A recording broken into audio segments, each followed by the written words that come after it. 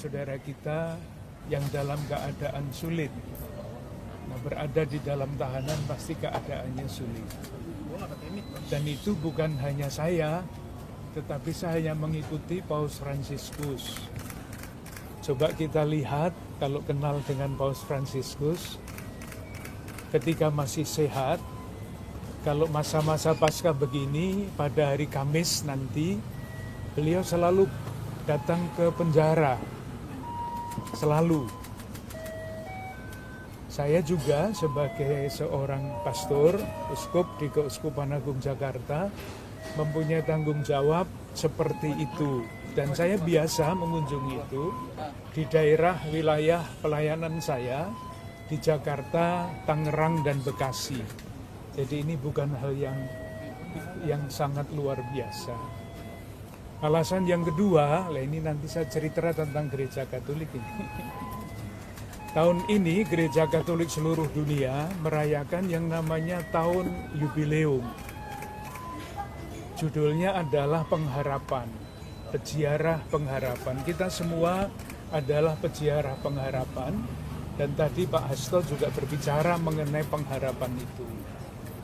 Nah, salah satu tanda dari harapan adalah mengunjungi saudara-saudara yang berada di dalam tahanan.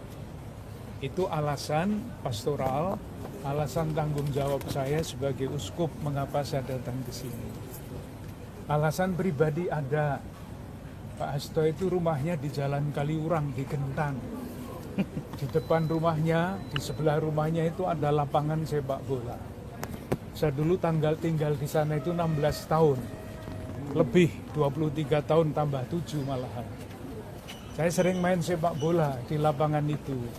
Jadi kurang lebih saya kenal dengan keluarganya, karena sesudah main sepak bola mampirnya ya ke rumahnya keluarganya Mas Hasto itu.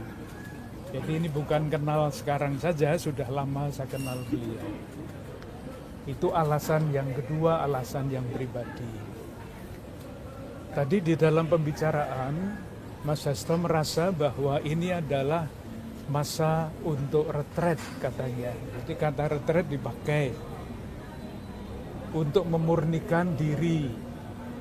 Maka acaranya harian adalah pagi bangun, berdoa, doa-doa yang tidak sempat diucapkan pada waktu beliau masih aktif, itu sekarang ada kesempatannya untuk mendoakannya secara lengkap. Membaca kitab suci, olahraga, menulis, berpikir, refleksi, diskusi, itu dilakukan di dalam tahanan ini bersama dengan teman-teman.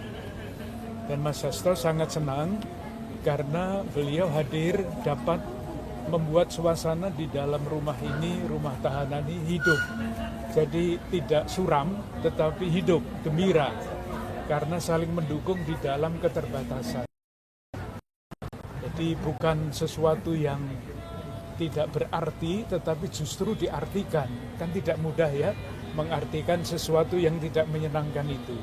Tetapi itulah yang ditemukan oleh Pak Hasto di dalam rumah tahanan ini.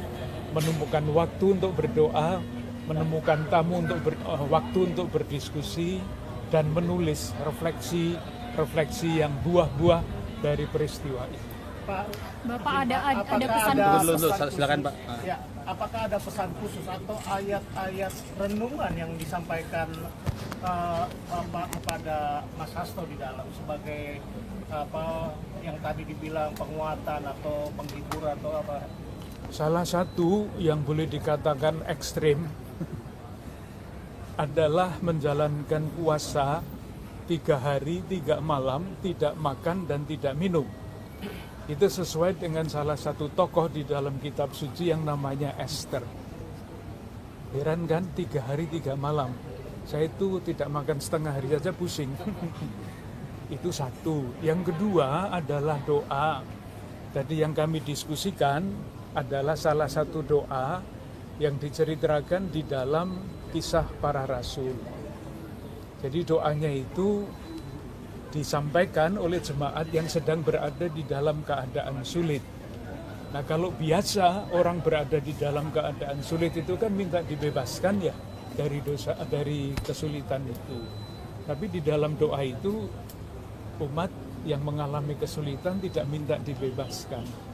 Karena semuanya didoakan dalam urut-urutan bahwa Tuhan itu mempunyai rancangan damai dan sejahtera. Apapun keadaannya, ujungnya dari sana. Maka ketika doanya ditutup, yang dimohon itu bukan dibebaskan dari kesulitan, tetapi keberanian untuk terus mewartakan firman, dan itu berarti mewartakan kebenaran. Bapak, apakah ada disampaikan dari Mas Hasto bagaimana memaknai Prapaskah kali ini? Nah, itu tadi, ternyata hari Minggu kemarin ada misa untuk teman-teman yang beragama Katolik di dalam. Maka tadi saya dititipi oleh Mas Sumaryanto itu daun palma ya. Ternyata di dalam sudah ada. Karena hari Minggu mereka merayakan Ekaristi bersama dengan Romo Sulistiati. Oke, makasih. Terima kasih. Terima kasih, Pak. Terima kasih banyak. Terima kasih, Pak.